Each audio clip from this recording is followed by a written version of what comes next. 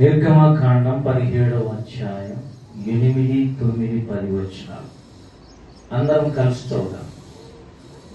తరువాత అమాలేకీయులు వచ్చి రెఫీదీములో ఇశ్రాయేలీయులతో యుద్ధము చేయగా మోషే యెహోషువతో మన కొరకు మనుషులను ఏర్పరిచి వారిని తీసుకుని బయలువెళ్ళి అమాలేకీయులతో యుద్ధము చేయి. రేపు నేను దేవుని కర్ర చేత పట్టుకుని ఆ కొండ శిఖరం మీద నిలిచెదనని యెహోషువ మోషే తనకు చెప్పినట్టు చేసి అమాలేకీయులతో యుద్ధమాడి మోషే అహరోను హూరు అనువారు ఆ కొండ శిఖరమునికి. చాలు, చిన్న మాట ప్రారంభం చేద్దాం. కృపగల తండ్రి, ప్రేమగల నాయన, పరిశుద్ధులైన దేవా, నమ్మదగిన తండ్రి, నీకు వందనాలు చెల్లిస్తున్నాం. లేఖన భాగాన్ని మేము చదివింటుండగా మూలవాక్యాన్ని దీవించండి, విడిచి పంచిపెట్టండి, మా హృదయాల్లో భద్రపరచండి. మాకు కావలసిన శక్తి మాకు దయచేయండి. అపవాది క్రియలేస్తున్నావు ప్రార్థించుస్తున్నాను. ఈ ప్రాంతం అంతా నీ శక్తి ప్రభావంతో అభిషేకంతో నింపమని కోరుతున్నాను. మీరే మాట్లాడండి, మహిమ పొందండి, మమ్మల్ని దీవించి పంపమని యేసు నామమును బట్టి అడుగుతున్నాము తండ్రి, ఆమేన్, ఆమేన్. వీళ్ళ మొదటి సందేశంలో బల్లపొరకై మూలవాక్యంగా ఇదే చదివా. వీళ్ళరా యుద్ధము చేయాలంటే ఏం కావాలన్నా కనీసం దైవికమైన ఆత్మ సంబంధమైన ఆహారం మన్నా కావాలి. అలాగే ఆత్మ సంబంధమైన బండలోని మనం తాగితే తప్ప ఆత్మ సంబంధమైన యుద్ధం చేయలేము అనేది తెచ్చుకున్నాం స్పష్టంగా. ఇప్పుడు 8 నుంచి 16 వచనాల్లో అమాలేకీయులతో యుద్ధం గురించి మాట్లాడుతున్నాం. వీళ్ళరా మహారెఫీదీం అని రాశాడు ఓఫీర్ అన్న పుస్తకం ఉంది, జైత్రయాత్ర చదవండి అందరూ. ఇశ్రాయేలీల మజిలీ మొత్తం అరణ్య యాత్ర అంతా ఒక పుస్తకంలో రాశాడు. అద్భుతంగా రాశాడు. ఇంతవరకు నేను ఏ పుస్తకం అటువంటి చదవలే.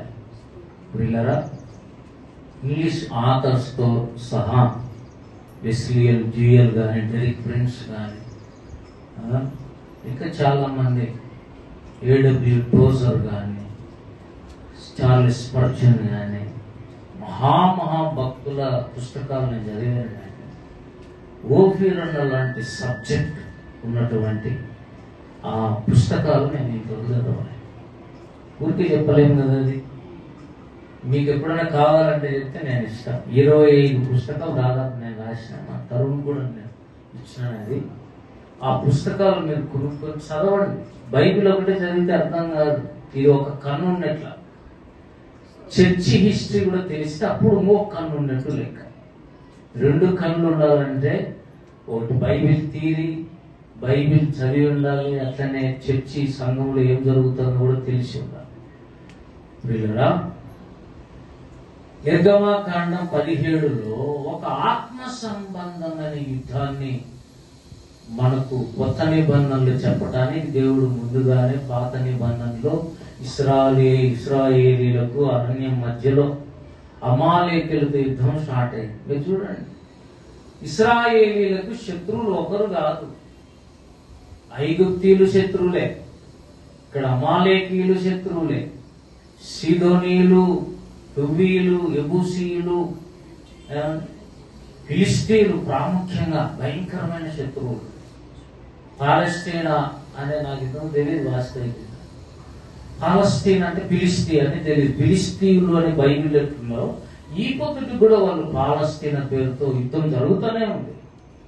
బైబిల్ ఎంత జునైన్ బుక్ చూడండి. బైబిల్ చదివే వాళ్ళకి చారిత్రక సంబంధమైన జ్ఞానం కూడా దొరుకుతుంది. వీళ్ళరా ఇశ్రాయేలీలకు జరిగినటువంటి ఒక యుద్ధం, అదేంటి అమాలేకీయులతో యుద్ధం. ఎలా జరిగింది? నిజంగా వీళ్ళు యుద్ధం చేశారా, లేకపోతే ప్రార్థనే వాళ్ళని యుద్ధంలో చేయని తీసుకొచ్చిందా అనే విషయాన్ని మనం ధ్యానం చేద్దాం. తరువాత అన్నాడు 8వ వచనం. ఏం తరువాత? నీళ్లు తాగిన తరువాత, బండలోని నీళ్లు తాగిన తరువాత వాళ్ళకు శక్తి వచ్చింది. ఇప్పుడు దేవుడు నేను చేస్తాను మీ పక్షంలో యుద్ధం అనలే, మీరే చేయండి యుద్ధం, నేను తోడుగా ఉంటానన్నాడు. హల్లెలూయా. శ్రమలో నేను మీకు తోడై ఉంటున్నాను. యుద్ధము ఆయనే చేయడం ఒక ఎత్తు. తల్లిదండ్రులు పెద్దోళ్ళుగా ఉన్నప్పుడు, పిల్లలు చిన్న పిల్లలు ఉన్నప్పుడు అంతా వాళ్ళే తల్లిదండ్రులే చేసుకుంటారు. పిల్లలు పెద్దోళ్ళు అయిన తర్వాత నువ్వు చేయరా, నేనున్నా, నువ్వు చేయి, కోచ్ లాగా నేర్పిస్తారు. అట్లా దేవుడు కూడా ఈ భాగంలో ఇశ్రాయేలీయులు మీరే యుద్ధం చేయండి, నేను మీకు తోడుగా ఉంటా. అమాలేకీయులు అంటే సామాన్యమైన వాళ్ళు కాదు. వాళ్ళు కొత్త నిబంధనలు గలతీ పత్రికలో కనపడతారు. వీళ్ళు ఈ అమాలేకీయులు అనే వాళ్ళు కొత్త నిబంధనలో గలతీ పత్రికలో కనపడతారు. ఎవరో ఆ శత్రువులు మనం చూద్దాం రండి. గలతీ పత్రిక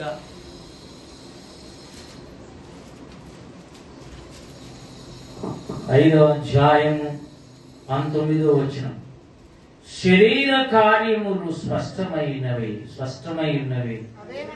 అవేమనగా జారత్వము, అపవిత్రత, కాముకత్వము, విగ్రహారాధన, అభిచారం. అభిచారం అంటే విన్నారు మీరు ఎప్పుడన్నా? అభిచారం అంటే వ్యభిచారం కాదు. అభిచారం అంటే మంత్ర విద్య. ద్వేషములు, కలహము, మత్సరము. మత్సరము అంటే చెడ్డ కళ్ళు అన్నమాట. మన హిందూ సాంప్రదాయంలో హిందూ సహోదరులు అంటుంటారు, వాళ్ళ కళ్ళు చెడ్డ కళ్ళుగా, దిష్టి కళ్ళు. అవి దిష్టి తీస్తే తప్ప పోగు పడుతుంటారు.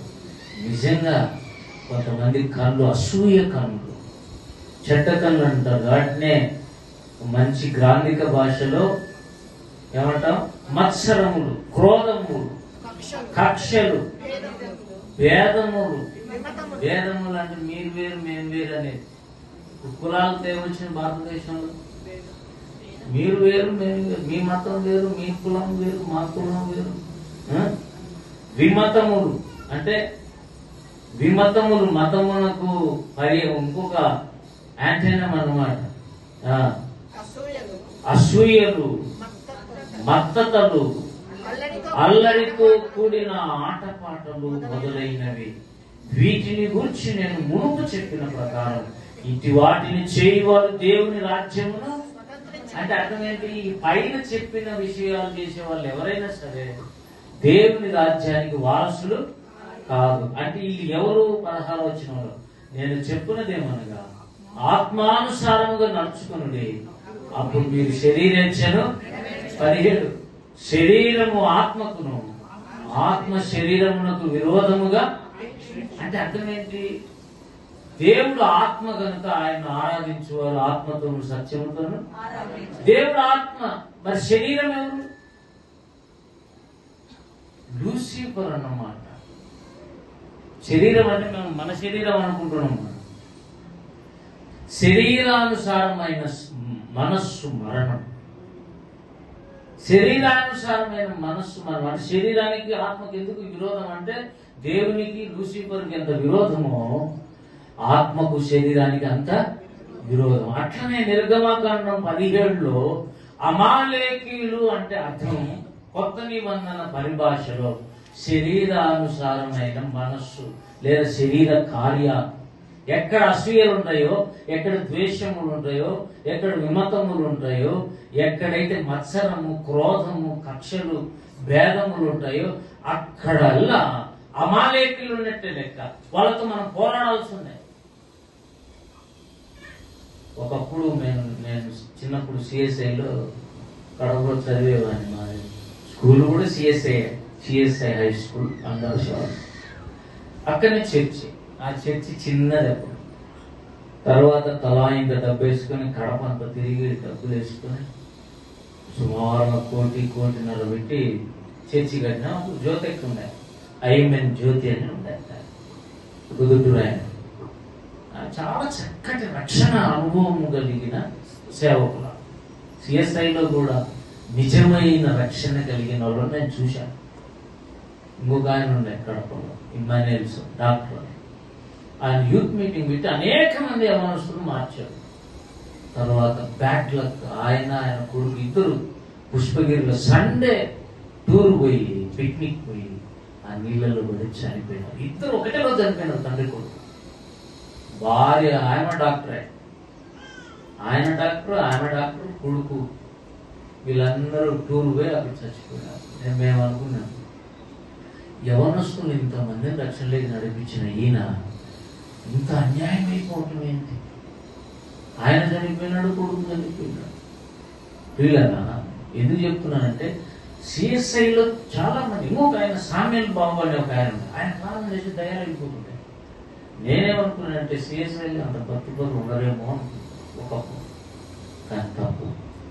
సిఎస్ఐలో కూడా భక్తిపరులు ఉన్నారని అంటే, అయితే నేను గమనించింది ఏంటంటే ఒకరిని చూసి ఒకరికి మచ్చరం అది కూడా ఉంటుంది. అంటే చెడ్డకను. ఇక కొన్ని సంవత్సరాల తర్వాత నేను అక్కడ ఉన్న యూత్ మీటింగ్లు ఉన్నాయి, సిఎస్ఐ యూత్ మీటింగ్లో నేను చాలా ఏంటి ఉన్నానని. తర్వాత కాలంలో నేను చర్చికి పోతే సిఎస్ఐ చర్చికి అన్ని కార్లే. నేను స్టన్ అయ్యి ఒక ఆయనతో ఇప్పటికి కూడా ఉంది, వాలంటీర్ శోభా వాలంటైన్ అని ఆయన పేరే, శోభా వాలంటైన్స్ డే కాదు. ఆయన ఎలక్ట్రిసిటీ బోర్డులో టాప్ ర్యాంకర్గా ఉంది కడప. అయితే అడిగాను, ఇంకా అంత ఎవరు చూసినా కార్లలోనే దిగుతున్నారు చర్చికి అంటే, ఒకరు కారు కొన్నారంటే ఇంకొక సూర్యులేక వాళ్ళు కూడా కొట్టుకుంటారు. అదేంటి ఒక సంఘంలోనే కాదు, లోకం ఎట్లుందో అటువంటి కళ్ళు మెల్లమెల్లగా సంఘంలోకి వస్తున్నాయి. ఎక్కడెక్కడ శరీర కార్యాలు ఉంటాయో అక్కడ దేవుని సంఘానికి బలం ఉండదు. అందుకే దేవుడు ఏమంటాడంటే, తరువాత అమాలేకీయులు వచ్చి రెఫదీములు ఇశ్రాయేలీలతో, మీరు బైబిల్ ఎంత జాగ్రత్త చదవాలంటే, ఎవరు యుద్ధం చేశారు? అమాలేకీయులు వచ్చి రెఫదీములు ఇశ్రాయేలీలతో యుద్ధం చేశారా? ఇశ్రాయేలీలు వెళ్ళి అమాలేకీయులతో యుద్ధం చేశారా? అమాలేకీయులే వచ్చారు. అంటే నీవు దేవుని విషయంలో జాగ్రత్తగా పోయేటప్పుడు శత్రువులు నీ మీద దాడి చేస్తారు. ఊరుకోలేరు. నేను ఏదో కలిగి చేస్తారు, ఏదో ఒక నిర్హేతుక ద్వేషం, సజ్జన ద్వేషం. వీళ్ళరా అమాలేకీయులు వచ్చి ఇశ్రాయేల్ మీద పడ్డారు రెఫదీములు. అందుకే దేవుడు ముందే 16వ అధ్యాయం మన్నాతో, 17వ అధ్యాయం ప్రారంభంలో బండలోని నీళ్లతో వాళ్ళని బలవంతులుగా తయారు చేసి పెట్టాడు. కాబట్టి ఇమ్మీడియట్ గా మీరే యుద్ధం చేయకుండా అన్నాడు. కాబట్టి వీళ్ళు వెళ్ళి యుద్ధం చేస్తూ 9వ వచనంలో మోషే యెహోషువతో, మన కొరకు మనుషులను ఏర్పరచి వారిని తీసుకుని బయలు వెళ్ళి అమాలేకీయులతో యుద్ధము. మోషే చెప్తున్నాడు యెహోషువతో, కొంతమంది మనుషులను రెడీ చేసుకుంటే, మనుషులు ఎవరు ఇప్పుడు? ఇశ్రాయేలీయులు. ఇప్పుడు మనుషులు అంటే మనం ఎవరు? విశ్వాసులను కొంతమందిని తీసుకుంటూ యుద్ధం చేయన్నట్లుగా యుద్ధం చేయి. రేపు నేను దేవుని కర్ర చేత పట్టుకొని ఆ కొండ శిఖరం మీద వినాలి. ఇప్పుడు జాగ్రత్తగా, అసలు యుద్ధం ఏంటంటే శత్రువులతో పోట్లాడడం, వేరే దేశంతో మన దేశం పోట్లాడడం, ప్రపంచ యుద్ధాలు. అది దేవునికి సాతానుకు సంబంధించిన సామ్రాజ్యానికి మధ్య జరిగే యుద్ధాలు, అసలు సిసలైన యుద్ధాలు. అందుకే వీటికి ఖచ్చితంగా ప్రేయర్ సపోర్ట్ ఉండాలి. ప్రార్థనే యుద్ధం ఇక్కడ. అందుకే ఇక్కడ ఏమన్నాడు? శిఖరం మీద కదా, నేను దేవుని కర్ర చేత పట్టుకొని ఆ కొండ శిఖరం మీద మీరు ఇంటికి పోయిన తర్వాత ఒక 10 సార్లు అయినా ఈ భాగం చదవాలి. మనము లూసిఫర్తో పోరాడే ఆత్మ సంబంధమైన యుద్ధం, పోరాటం అంత దీంట్లో రాశాడు.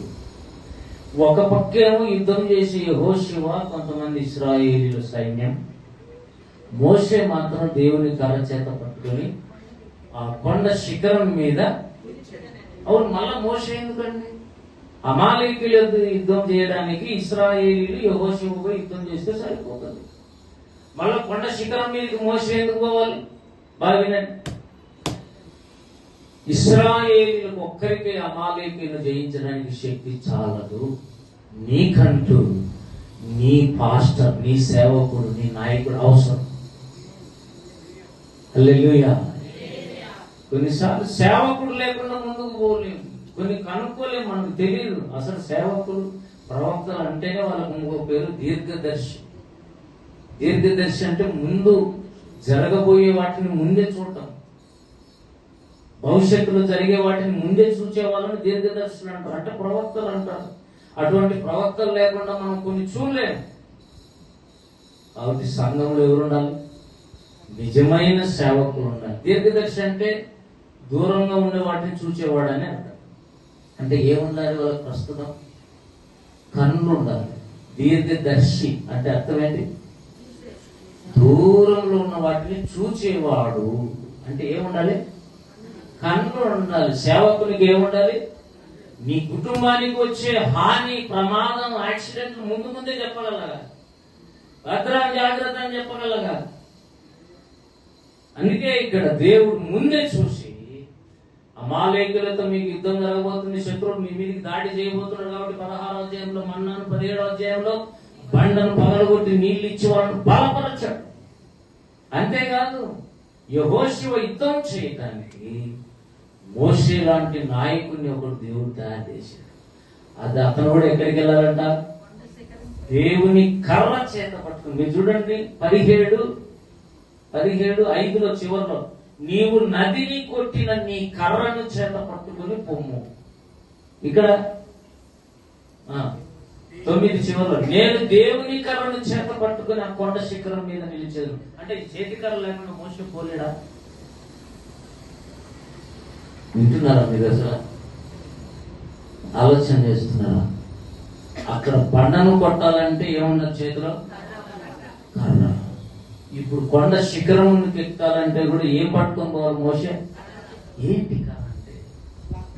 పాత నిబంధనలోని ప్రతి విషయానికి కొత్త నిబంధనలో ఒక అర్థం ఉంది. చేతి కర్ర అంటే వాగ్దానము. వాగ్దానం లేకుండా నువ్వు కొండ శిఖరం ఎక్కి ప్రార్థన చేయలేవు.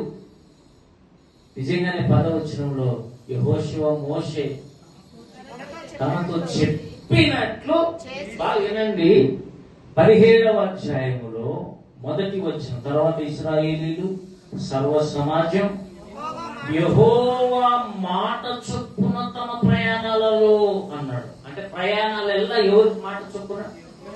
దేవుని మాట చొప్పున ప్రయాణాలు జరిగాయి. Each and every journey belongs to God. దేవుని ద్వారా, దేవుడు చెప్పినట్టు, అంటే దేవుని మాట లేకుండా ఏ ప్రయాణం జరగల. దేవుడు చెప్తే పోయినారు, దేవుడు వద్దంటే నిలబడ్డారు. అది దేవుని పిల్లల లక్షణం. అట్లనే ఇక్కడ కూడా ఏమంటున్నాడు? యెహోషువ మోషే తనతో చెప్పినట్లు చేసి, ఇక్కడేమో నాయకుడు మోషే చెప్పినట్టు ఎవరు చేస్తున్నారు? యెహోషువ. దేవుడు చెప్పినట్టేమో ఇశ్రాయేలీలు ప్రయాణం చేస్తున్నారు, మోషే చెప్పినట్టేమో యెహోషువ మాట వింటున్నాడు. అంటే ఒకరికి ఒకరు ఏం చేస్తున్నారు? లోబడుతున్నారు. దేవుని స్తోత్రం కలుగును. The wonderful characteristic of the divine nature is obedience. విధేయతకు మించినది ఎక్కడైతే లేదని అది నేర్చుకోవాలి. అది ఎప్పుడు వస్తుంది తెలుసా? శ్రమల పాలైతే తప్ప దీనితో మనకు రాదు. దావీదు అంటాడు, నేను శ్రమల పాలై దీనుడనైతే. యేసు ప్రభువుని గురించి Hebrew 7లో అంటాడు, నేను శ్రమల వలన విధేయత నేర్చుకుంటాను. విధేయతను ఎలా నేర్చుకుంటాం? కాలేజీలలో నేర్పిస్తారా? ఇప్పుడుండే కాలేజీలలో సార్లనే క్రిటిసైజ్ చేస్తారు, లెక్చరర్స్ ప్రొఫెసర్ని ఎక్కిరిస్తారు. లెక్చరర్స్ లోపలికి వచ్చేటప్పుడు ఎట్లా చేస్తారు, బయటకు పోయేటప్పుడు ఎట్లా చేస్తారు, వీళ్ళు అట్లా చేస్తారు. ఎందుకంటే నేను కూడా చూసిన ఎక్కిరిస్తుంటారు పిల్లలు, స్టూడెంట్స్ అన్నట్టుగా. కానీ దేవుని దగ్గర ఉన్న ఒక క్యారెక్టరిస్టిక్ ఏంటంటే విధేయత, లోపడతాం. కష్టమైన లోపడతాం, ఇష్టం లేకపోయినా లోపడతాం. అందుకే వేసుకోమంటాడు, నీ చిత్తం అయితే ఈ గిన్నె నా ఎదురు నుండి అయినను నా ఇష్టము కాదు, నీ ఇష్టమే సిద్ధించును కాదు. నాకు ఇష్టం లేదు ఈ శిలువ మోయడానికి, ఇంత బరువు అని నేను అనుకోలేదు, అయినా నా ఇష్టం కాదు, నీ ఇష్టం. అడ్జస్ట్మెంట్, ఒబీడియన్స్ అంటే మనకి ఇష్టమై కాదు, ముందు కష్టమైనా నేర్చుకోవాలి. మేము మే రిట్రీట్ కానీ మెడ్రాస్కి వెళ్ళాము చూసాం. మే రిట్రీట్ అంటే మే మాసంలో జరిగే రిట్రీట్ అనే అర్థం. అది వెళ్ళి ఒకసారి అనుకోకుండా మేము ఆడ ఉండటము, నేను మేడం పాస్టర్ ఇద్దరు పోవడం, ఆడ 5 days ఆయన ఫాస్టింగ్ ప్రేయర్లు ఈయన ఉండింది అక్కడ. వాళ్ళు అంత జనం వచ్చినప్పుడు ఆ బాత్రూమ్లు ఎట్లా, వాష్రూమ్లు ఎట్లా, చాలా కష్టం కదా, భయంకరంగా ఉన్నాయన్నమాట. అసలు పోగుద్దే కావటం లే ఆ బాత్రూమ్లో స్నానం చేద్దామంటే కూడా. కానీ డ్యూటీలు అనమాట, పక్కన లేచినప్పుడు డ్యూటీ లేచిన్నారు, క్లీన్ చేస్తున్నారు బాత్రూమ్లు పెట్టండి. ఎవరు తెలుసా, అంతా అఫీషియల్స్ ప్యాంట్లు పైకి మార్చుకొని ఇంజనీర్లు, డాక్టర్స్, వెల్ సెటిల్డ్ ఆఫీసర్స్ అంతా ఆడ లెఫ్టినెంట్. అప్పుడు అనిపించింది నాకు, భక్సింగ్ గారు అందుకే నేను సేవ నేర్పించాలంటే ఫస్ట్ చెప్పుడు కాడ వాచ్మెన్ ఉంటేస్తాం. స్టార్టింగ్ మన డైరెక్ట్ గా పోస్ట్ ఇస్తే గర్వించి అతిశయిస్తారు. కానీ స్లో అండ్ స్టడీ చిన్న చిన్నవి ఇచ్చుకుంటూ వస్తారు వాళ్ళు. నమ్మకంగా తోచినప్పుడు పెద్ద పెద్ద పనులు అప్పగిస్తారు. హల్లెలూయా. లేకపోతే నేను ఉద్యోగస్తున్నండి, ఆఫీసర్నండి, నేను బాత్రూమ్ క్లీన్ చేయాలని అలా అంటాం మనమైతే. కానీ ఎంత మోల్డ్ చేశారు చూడు, ఎంత విధేయతలేకి నడిపించారు చూడు సేవకులు ఆ కాలంలో. ఇప్పుడుండే వాళ్ళు సేవకులు ఎదురు తిరగడం ఒకటి తెలుసు. కాబట్టి ప్రియులారా, మోషే ఏం చెప్తే యెహోషువ విని అనేకులు తీసుకుని వెళ్ళి 10లో అమాలేకీయులతో యుద్ధం ఆడెను. మోషే, అహరోను, హూరు అన్నవారు ఆ కొండ శిఖరం ఎక్కి, కొండ శిఖరం వీళ్ళు ఎందుకు ఎక్కినట్టు యుద్ధం చేయకుండా? ఇట్లా మీరు ధ్యానం చేసేటప్పుడే క్రిటిసిజంతో ధ్యానం చేయండి. ఎప్పుడు కూడా మనం బైబిల్ను నెగిటివ్ గా కూడా దేవుని అడుగుతున్నారు. అవును ప్రభు, ఏంటి ఇది? కొండ శిఖరం ఎక్కిన అహరోను, హూరు, మోషే వీళ్ళు ముగ్గురు కొండ శిఖరం ఎక్కారు. మోషే అంటే ఎటువంటి వాడు అంటే సకల శాస్త్ర విద్యా ప్రవీణుడు. ఈ మనిషి పోతే యెహోషువ కంటే బాగా యుద్ధం చేయగలదు కదా. కానీ దేవుడు ఏ యుద్ధం నేర్పించాడు మోషే కంటే? ప్రార్థన అనే యుద్ధం ఆవచ్చు. ఎవరికి? మోషే. అది కూడా కర్ర చేత పట్టుకుని వీళ్ళు ముగ్గురు పైకి వెళ్ళారు ప్రార్థన చేయడానికి. ఇప్పుడు చూడండి ఏం జరుగుతుంది విషయం 11లో. మోషే తన చెయ్యి పైకెత్తితే ఇశ్రాయేలు గెలుస్తున్నారు. మోషే తన చెయ్యి దింపినప్పుడు అమాలేకీయులు గెలుస్తున్నారు. అంటే అర్థం ఏంటి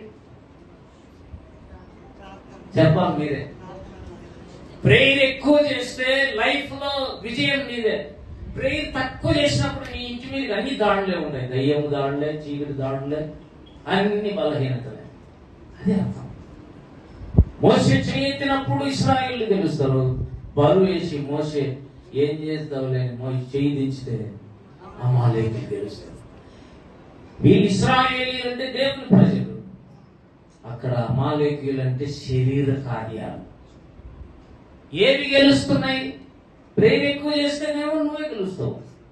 బాగా ప్రార్థన చేసి చదువుకుంటే నువ్వే ఫస్ట్ ర్యాంక్ వస్తావు, నువ్వే పాస్ అయిపోతావు. నువ్వు బాగా కష్టపడి ప్రార్థన చేసుకుని బిజినెస్ చేస్తే మంచి డబ్బులు వస్తాయి. ప్రార్థన చేసుకుని ఉద్యోగం చేసి వాళ్ళు మంచి నమ్మకస్తున్నారు, నయా పైసా డబ్బు తగిలేదు, వాళ్ళు లేరు, లంచం తగిలే వాళ్ళు లేరు కొంతమంది. నేను చూశాను హెబ్రోను సహవాసంలో అక్కడ ఇక్కడ 5 పైసలు తీసుకోవడం. లంచం ఇయ్యరు, లంచం తీసుకోవడం. కానీ గోపిర్ అన్న ఏమన్నాడంటే లంచం ఇయ్యండి, మీరు తీసుకోవద్దు. అర్థమైంది మీకు ఈ పాయింట్? కొన్నిసార్లు అవతల వాడు లంచం తీసుకుంటూ పని చేయడు, పుణ్యకాలం పోతుంది. కాబట్టి పోతే కానీ డబ్బులేదు, కానీ మీరు మాత్రం ఎప్పుడు లంచం తీసుకో. అది మెచ్యూరిటీ. గోపిర్ అన్నది. దేవుని స్తోత్రం కలుగునుగా. 11 వచ్చిన కీ పాయింట్ అన్నమాట. ప్రార్థన ఎంత చేస్తే అంత గెలుపు, ప్రార్థన ఎంత తక్కువ చేస్తే అంత ఓటమి. మళ్ళీ నువ్వు రక్షింపబడినావా లేదా? మన్నా తింటున్నావా లేదా? ఏమండి మరి బల్లలో చేయి వేస్తున్నావా లేదా? ఇవన్నీ జరుగుతున్నప్పటికీ కూడా నువ్వు ఎంతగా చేయెత్తితే ఇశ్రాయేలు గెలుస్తారు. మోషే తన చేయి దింపితే అమాలేకీయులు. ఇప్పుడు ఒక టెక్నిక్ 12వ వచనంలో మోషే చేతులు బరువు ఎక్కగా వారు ఒక రాయి తీసుకుని వచ్చి అతడు దాని మీద కూర్చున్నట్టుగా దాన్ని వేసిరి. అహరోను హూరు ఒకడు ఈ పక్కను ఒకడు ఆ పక్కను అతని చేతులను ఆదుకొనగా అతని చేతులు సూర్యుడు అస్తమించే వరకు నిలకడగా. ఈ విషయం జ్ఞాపకం చేసుకోవాలి. ఇప్పుడు చెయ్యి దించితే ప్రార్థన అంటే మనం తెలుస్తాం. మోసే చెయ్యి ఎత్తుతున్నాడు, ఇటు చెయ్యి ఎత్తితే ఇశ్రాయేలు గెలుస్తున్నాడు. ఎంతసేపు అని చెయ్యి ఎత్తుతాడండి? 1 గంట, 2 గంటల, 3 గంటలు అంటే తమాషా. ఇక ఆటోమేటిక్గా చెయ్యి దిగుతాం బరువు ఎక్కి. కాబట్టి తెలివిగా వీళ్ళు ఏం చేశారంటే, ఎక్కి ముగ్గురు కదా, కాబట్టి రాయేసి దాని మీద మోషన్ కూర్చోబెట్టి చెయ్యి పైకి ఎత్తి వీళ్ళిద్దరు చెరొక పక్క ఆదుకున్నారట. 12వ వచనంలో ఒకడు ఈ పక్కను అతని చేతులను ఆదుకొనగా అతని చేతులు సూర్యుడస్తమించే వరకు నిలకడగా. ఒకడు ఆ పక్క ఈ పక్క ఇద్దరు కలిసి చెరొక పక్క. అహరోను హూరు. అహరోను అంటే మనకు తెలుసు, మోషే అన్న. హూరు అంటే ఎవరు? హూరు అంటే ఈ హూరు అనే వాని మనవడే బెసలేలు. బెసలేలే ప్రత్యక్ష గుడారం కట్టినవాడు. అంత లైన్ అంతా హోలీ పీపుల్ వాళ్ళు. అందుకే పరిశుద్ధులు ముగ్గురు ప్రార్థనలో నిలబడేతలకి. అందుకే దేవుని సంఖ్య ఎంత అండి ప్రార్థనలో? 2-3 నా నామమున ఎక్కడ ఏకీభవిస్తారో వాళ్ళ మధ్యకు నేను దిగి వస్తాను అనేసి. దేవుని స్తోత్రం కలుగునుగా. అందుకే సైతాన్ ఏం చేస్తున్నాడు, ఇళ్ళలో భార్య భర్తలు మనసే ఏకంగా ఉండలేడు. భర్త ఒకటి చెప్తే భార్య ఒకటి చెప్తుంది. ఇద్దరికి ఏక మనస్సు ఉండదు. లేదా తల్లిదండ్రులు పిల్లలకి ఏక మనస్సు ఉండదు. 2-3 కలిసి కూర్చొని ఎట్లా ప్రార్థన చేస్తారు? మేము చాలాసార్లు కలిసి చేసాం. నేను అన్నారే 3 రోజులు 5 రోజులు అట్లా ప్రార్థన చేసేటప్పుడు చాలా ఏక మనసుతోటి పలానా విషయం చేద్దాం అని చేసింది. ఏక మనసు ఎక్కడ ఉంటుంది అక్కడ పవర్ఫుల్ ఫ్యామిలీ ఉంటుంది. హల్లెలూయా. ఎక్కడ ఏక మనసు సంఘంలో ఉంటుందో ఆ సంఘమే పవర్ఫుల్ గా ఉంటుంది. దయ్యం ఏం చేశాడంటే సంఘాలలో ఓట్లు అవి ఇవి పెట్టి డిస్ప్యూట్స్ తీసుకుని వచ్చి మత్సరం తీసుకొచ్చి సంఘాన్ని బలహీనం చేస్తున్నాడు. అసలు సంఘంలో ఏముండాలి? ప్రజాస్వామ్యమా లేక దైవస్వామ్యం? దేవుడు ఉండాలి అంటే ప్రజాస్వామ్యం ఉండకూడదు. ఇక్కడ ఓట్లు పనికిరావు. దేవుని స్తోత్రం కలుగును గాక. Democracy is not important in churches, but theocracy is important. Theo అంటే దేవుడు. దేవుడు ఉండాలంటే ఆయన ఒక్కడుంటే సంఘంలో ఆయన శిరస్సు. ఎక్కడైతే 2-3 కొండ శిఖరం. అసలు శిఖరం అంటే ఏంటి? కొండ శిఖరానికి ఎందుకు ఎక్కడ కిందనే ప్రార్థన చేసుకోదు వీళ్ళు ముగ్గురు. ఏంటి ఆ శిఖరము అంటే ఎక్కలేనంత ఎత్తైన కొండ, ప్రార్థనా శిఖరం. ఎత్తైన కొండ పైన ఏకాంతముగా చేరి. ఈ పాటే ఉంది ఒకటి, ఎత్తైన కొండ పైన ఏకాంతముగా చేరి అని ఒక పాట. అంటే ఎత్తైన కొండ అంటే పాత నిబంధనలో, కొత్త నిబంధనలో ప్రేయర్ టవర్ అని అర్థం. అందుకే ఇప్పుడంతా మనలో ఏం పెడుతున్నారు? Prayer towers. Prayer towers. Tower అంటే శిఖరం. ప్రేయర్ టవర్ అంటే ఆ ప్రార్థన అనే కొండ మీదకి వెళ్ళిపోయి అక్కడ ఎవరున్నారు? ఇక వీళ్ళు ముగ్గురు కూర్చొని ప్రార్థన చేస్తున్నారు ఇశ్రాయేలీల కోసం. ఒక పక్క కింద యుద్ధం చేస్తున్నాడు యెహోషువ, ఇశ్రాయేలీలు. ఇక అమాలేకీయులు నిలబడతారా? నిలబడతారు. అందుకే చూడండి 13వ వచనంలో అన్నాడు, అట్లు యెహోషువ కత్తివాడి చేత అమాలేకు రాజును అతని జనులను గెలిచెను. అంటే ఎవరు ఓడిపోయినారు? శరీర కార్యాలు, శరీర ఇచ్చలు అన్ని ఓడిపోయినాయి. ఇప్పుడు ఆత్మానుసారమైన మనస్సే గెలిచింది. హల్లెలూయా. ఎప్పుడు గెలుస్తుంది? ప్రార్థన చేసినప్పుడు. ప్రార్థన ఎప్పుడు బాగా చేస్తాం? బల్లలో చెయ్యి బాగా చేసినప్పుడు. బల్లలో చెయ్యి ఎప్పుడు బాగా చేస్తాం? దేవునితో సమాధాన పడినప్పుడు. దేవుని శరీరం అంటే యేసుకు నా శరీరము తిని నా రక్తము త్రాగువాడే నిత్య జీవము గలవాడు. వాడు ఆధ్యాత్మిక యుద్ధాలలో పోరాడుతాడు. దేవుని స్తోత్రం కలుగును గాక. కాబట్టి ప్రియులరా, అసలు ప్రార్థన యుద్ధమే భయంకరమైన యుద్ధం. ఒకసారి నా భార్య 31 రోజు ప్రార్థన చేస్తాం ఆదోని పట్టణం కోసం. మేము ఎవరో అండి, not at all belongs to Adoni, మాదెక్కడో కడప ప్రాంతం. వీటికి వచ్చినాక దేవుడు అంటే 31 దినాలు ప్రార్థన చేయాలి. వెంటనే చెప్పడు దేవుడు 31 దినాలు అంటే ముందే చేయం కదా, కాబట్టి ముందు స్టార్ట్ చేయిస్తాడు, తర్వాత మెల్లిమెల్లి పెంచుతూ పోతాడు అన్నమాట. అట్లా చేసేటప్పుడు ఆయన ఆ పక్క నుంచి కూడా ఎవరో ఉపవాసం చేసుకున్నట్టుగా, అంటే సాతాను సంబంధించిన వాళ్ళు కూడా ఉపవాసం చేస్తారు. మన మీద వేరే వేరే వెపన్స్ చేతపడలు అవి వాడటానికి అవన్నీ చూసాం. అసలు ఈ ఆదోని పట్టణమే పెద్ద చీకటి పట్టణం, ఒక దేవత ఏలుతున్నటువంటి పట్టణం.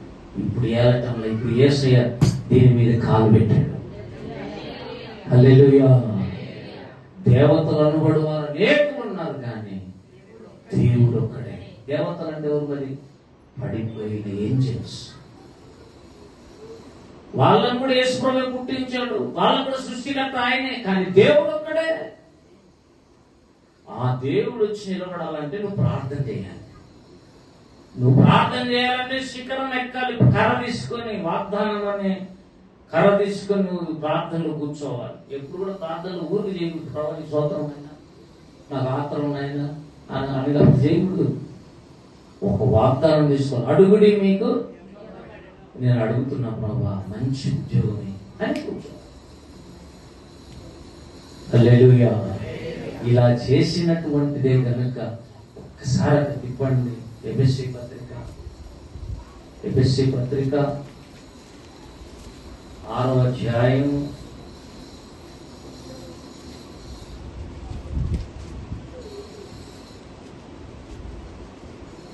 18వ వచనం. 6:18.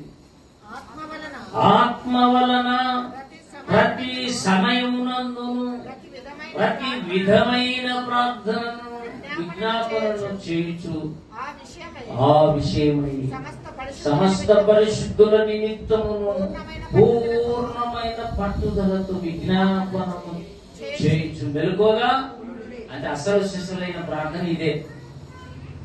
ఆత్మ వలన ప్రతి సమయం నందు చేయాలంట, ప్రతి విధమైన ప్రార్థన చేయాలంట. ఆత్మ వలన ప్రతి సమయము నందును ప్రతి విధమైన ప్రార్థన. దేని వలన? ఆత్మ వలన. అందుకే ప్రార్థన చేసేటప్పుడు పరిశుద్ధాత్మ దేవుని సహాయం ఉండాలి. హల్లెలూయా. ప్రార్థన వేరు, విజ్ఞాపన వేరు. ప్రార్థనను విజ్ఞాపనను చేయించు. ఆ విషయమై సమస్త పరిశుద్ధుల నిమిత్తమును పూర్ణమైన పట్టుదలతో విజ్ఞాపన చేయించు మెలుకోగా. ఇవన్నీ మాట్లాడితే ఎందుకు అంటే 16వ వచనంలో ఇవన్నీ గాక విశ్వాసం అనే డాలు పట్టుకొనుడి, దానితో మీరు దుష్టుని అగ్ని బాణములన్నిటిని ఆర్పుటకు. ఫస్ట్ మెసేజ్ లో దయ్యం కూడా సైతాన్ని కూడా బాణాలు వేస్తాడని చెప్పినాడా లేదా? ఇక్కడేమున్నాయి? అగ్ని బాణాలు. ఎవరి? దుష్టుని అగ్ని బాణం. సైతాన్ దగ్గర అగ్ని బాణాలు ఉన్నాయట. అంటే అర్థం ఏంటి? వాడు గన ఆ బాణం నీ మీద వేస్తే నువ్వు కాలిపోతావు. అయ్యే బాణాలు అవి? అగ్ని బాణాలు. అంటే అర్థం ఏంటి? నిరాశ అనే బాణం వేస్తాడు. ఇక నీ జీవితం అయిపోయింది, నువ్వు ఇక దేనికి పనికిరావు, చచ్చిపో, నువ్వు బ్రతికేం ప్రయోజనం అంటాడు వాడు సైతాన్. ఆ బాణం వేస్తే నువ్వు అంతే సంగతి. ఇంకా కానీ ఆశ్చర్యం, విశ్వాసం అనే డాలుతో దాన్ని ఆపాలి. హల్లెలూయా. వాడేసే బాణాన్ని ఆపాలంటే ఏం చేయాలి? విశ్వాసం అనే డాలుతో నువ్వు ఆపాలి. అప్పుడు అది మనకు తగలదు, మనం కాలిపోం. ఎన్ని శోధనలు వచ్చినా విశ్వాసం ఉండవు, ఏం చేయలేదు తెలుసా? నువ్వు నమ్ముట నీ వలనైతే నమ్మువానికి సమస్తము. పెద్ద ఉపద్రవం వచ్చింది మీకంటే, అవునా? రాని దేవుడు ఉన్నాడు, దేవుడు చూసుకున్నాడు. పాజిటివ్ కథే వేరు. దేవుని స్తోత్రం. ధైర్యం లేదు, విశ్వాసం లేకుండా ఖచ్చితంగా ధైర్యం ఉంటుంది. అందుకే అంటారు అక్క చెల్లెలని. ధైర్యానికి విశ్వాసానికి బైబిల్ అక్క చెల్లెలని పేరు. విశ్వాసం ఎక్కడ ఉంటుంది అక్కడ ధైర్యం ఉంటుంది, ఎక్కడ ధైర్యం ఉంటుంది అక్కడ విశ్వాసం ఉంటుంది. విశ్వాసం ఎప్పుడు పోతుందో ధైర్యం ఉంటుంది. సైతాన్ అప్పుడప్పుడు నీ మీద గురి చేసి బాణం, అగ్ని బాణాలు వదులుతాడు, నువ్వు డాల్తో దాన్ని నిలబెట్టేసేయాలి. ఏంటి ఇవన్నీ చేసి నువ్వు నిలబెట్టాలంటే నీకు అసలు శిష్యులైంది ఒకటి ఉండాలి. అదే ఆత్మ వలన ప్రతి సమయమందు ప్రతి విధమైన ప్రార్థన. హల్లెలూయా. నువ్వు ప్రార్థన బైబిల్ చదివేది కూడా రాదనుకో, మీరే చెప్పండి. ఇప్పుడు ప్రాక్టికల్ గా చాలా మందికి చదువు రాదు, వాళ్ళు బైబిల్ చదివేది రాదు.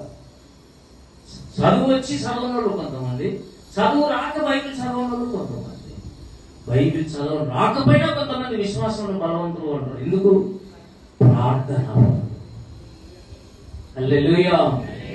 కాబట్టి చదువు వలన కొంతవరకు క్షేమం, కానీ ప్రార్థన చేసేవాడు అన్ని విషయంలో వాడు అద్భుతం. మీరు చూడండి, ఇశ్రాయేలీయులు ఐగుప్తు నుంచి బయలుదేరిన, ఎర్ర సముద్రానికి వచ్చిన, ఆ నుంచి చేదు కాటికి వచ్చిన, మారా కాటికి వచ్చిన, ఆ నుంచి మళ్ళీ నీళ్లు లేకుండా వచ్చినాయి, రెప్పదీమికి వచ్చిన, ఎక్కడికి వచ్చినా మోషే యెహోవాకు మొరపెట్టగానే ఉంటుంది. ప్రతి సాట ఏమో జరుగుతుంది? ప్రార్థన. ప్రార్థన చేసి స్టెప్ తీసుకుంటారు, ప్రార్థన చేసి డెసిషన్ తీసుకుంటున్నారు, ప్రార్థన చేసి ముందుకు సాగుతున్నారు, ప్రార్థన చేసి ప్రతి విషయంలో ముందుకు సాగుతున్నారు. భక్సింగ్ గారు మనకు తమాషా ఉంటుంది, భక్తులు ఎక్కువ చూస్తే, కానీ ఆయన ప్రార్థన చేయకుండా ఏ పని చేయదు. బస్సు ఎక్కాలన్నా ప్రార్థన చేస్తాడు, బస్సు దిగి ఇంటికి వచ్చాక ప్రార్థన చేస్తాడు, మంగళ చెప్పవాలనే ప్రార్థన చేస్తాడు, ప్లేన్ ఎక్కాలనే ప్రార్థన చేస్తాడు, ఎక్కడ స్వార్థ చెప్పాలంటే వీధిలో నిలబడి ప్రార్థన చేస్తాడు. ఒక హైందవుడు ప్రభువును నమ్ముకొని అంతగా ప్రార్థనలోకి ఎందుకు దిగాడంటే ప్రార్థన శిఖరం ఎక్కాడు. మనం అంటాం ప్రతిదానికి ప్రార్థన చేయాలన్నా అంటే, నువ్వు ప్రతిదానికి ప్రార్థన చేయడం వల్ల ఏం తెలుస్తుందంటే ప్రతిదానికి దేవుని మీద ఆధారపడుతున్నావు అని తెలుస్తుంది. హల్లెలూయా. లేదా ప్రతిదీ ఎందుకు నేనే కొన్ని చేసుకుంటానని కూడా నీకు అర్థమయ్యేటప్పుడు ట్రై చేయవద్దు. సో ఎవ్రీ డే, ప్రతి దినము ప్రార్థన చేయాలి. దేవుని స్తోత్రం కలుగునుగాక. ఈ దినం మనం ఒక్కటే నేర్చుకుంటున్నాం. ఒక పక్క యెహోషువ అందుకే సువార్త సేవ చేస్తూ ఆయాస. నేను చూశాను నిన్న ఛత్తీస్గఢ్ లో ఒక లేడీని, ఒక మొరటాయమను గుడ్లతో నరికి నరికి నరికి చంపేశారు. సువార్త చెప్తుందని. సువార్త చెప్తే నీకేం పోయింది, నీకెందుకు అంత కచ్చేపగా అని అంటే, యేసును నమ్ముకునే వాళ్ళంటే సైతానికి అంత పగ. అదే అసలు శిష్యులైన యుద్ధం అంటే. చూశారు, నేను పెట్టింది మీకు పెట్టను కొన్ని, నేను వాట్సాప్, ఎందుకంటే ఆ మెసేజ్లు చూస్తే భయపడతారని పెట్టాను. చాలా మందికి పంపించాను. నేను ఛత్తీస్గఢ్లో నరికి గుడ్డలతో బాపులతో పొడిచి చంపేశాను. ఎందుకంటే చాలా సార్లు చెప్పారంట, నువ్వు యేసు ప్రభు సువార్త ప్రకటిస్తున్నావు, జాగ్రత్త, చంపేస్తాను నేనంటే లెక్క లేకుండానే సువార్త చెప్పి అనేకులను రక్షించిందట. ఆయన ధైర్యం ఎవరికి వస్తుందండి? అట్లే చచ్చిపోయింది, అపసాక్షి. రేపు నిత్య జీవంలో ఆయన కిరీటం వెళ్తూ ఉంటుంది. కాబట్టి అసలు శిష్యులైన యుద్ధం ఏంటి? ప్రార్థన. అంతేకాదు ప్రేరేపణ చేస్తే సరిపోదు, మనం సువార్త కూడా చెప్పాలి. అందుకే యెహోషువ చేసేదేమో సేవ, మోషే చేసేదేమో ప్రార్థన. సేవ, ప్రార్థన, ప్రార్థన, సేవ సైమల్టేనియస్గా ఎప్పుడు ఉండాల్సిందే. అప్పుడే దేవుడు మనల్ని బలపరిచి లేవనెత్తుతాడు. ఈ ప్రార్థన జీవితం ఉన్న వాళ్ళు మోషే చెయ్యి పైకెత్తితే గెలుస్తారు, మోషే చెయ్యి కింది దించితే ఓడిపోతారు. అంటే ప్రార్థన ఎక్కితే మనం ఆనందంగా ఉంటాం, ప్రార్థన తగ్గితే మనం కూడా తగ్గిపోతాం, బలహీనమవుతాం, దెబ్బలు తింటాం, కుటుంబాలు చెడగొట్టుకుంటాం. ప్రార్థన చేద్దాం, కొండ శిఖరాలు ఎక్కుదాం, ఆ మాలేకీలు జయించుదాం. ఈ జయ జీవితం నీకు కావాలన్నా రండి ప్రార్థన చేద్దాం. కళ్ళు మూసుకో.